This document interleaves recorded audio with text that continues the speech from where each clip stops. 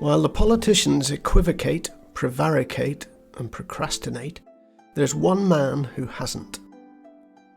In 2015, Pete Casey, a builder from London, sold his house and set off for Brazil.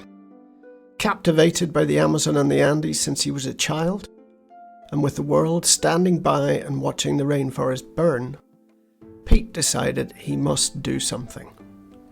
He gave up his job, sold his house, and started walking the Amazon.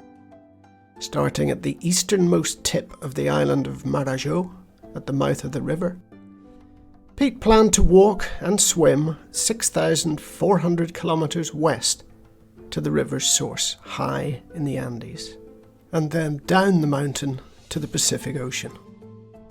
He thought it might take him 2 years, but little did he know that events and circumstances would see him dedicating 7 years of his life to his mission. Since he started, he's already spent 6 years with the flora and fauna of the Amazon basin, living and working with indigenous communities along the way, documenting his journey, publicising the problems he sees, living intimately with what is still the largest rainforest on Earth, a vital area that continues to be burned and cut down by money-hungry farmers and loggers, while power-hungry politicians often cheer them on from the sidelines.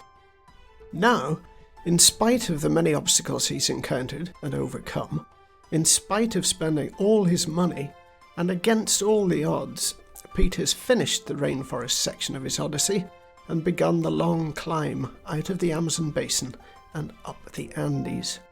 One step at a time, over 5,000 kilometers and 6 years, he has amassed a wealth of information, understanding and experience that he hopes may one day contribute to publicising, describing and finding solutions to one of the greatest conservation issues of our time.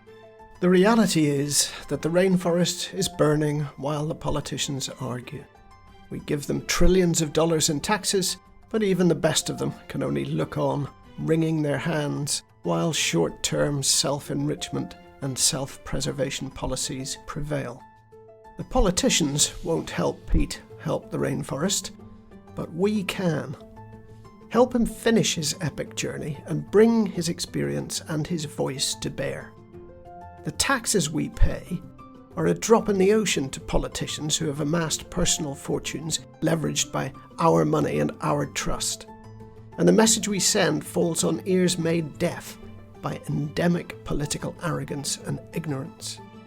Send Pete just a few quid, on the other hand, and he really will try to make a difference.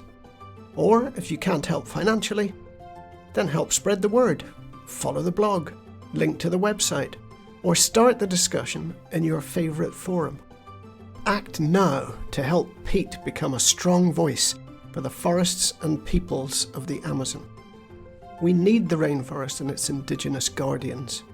And just right now, as Pete will tell you, they really need our help.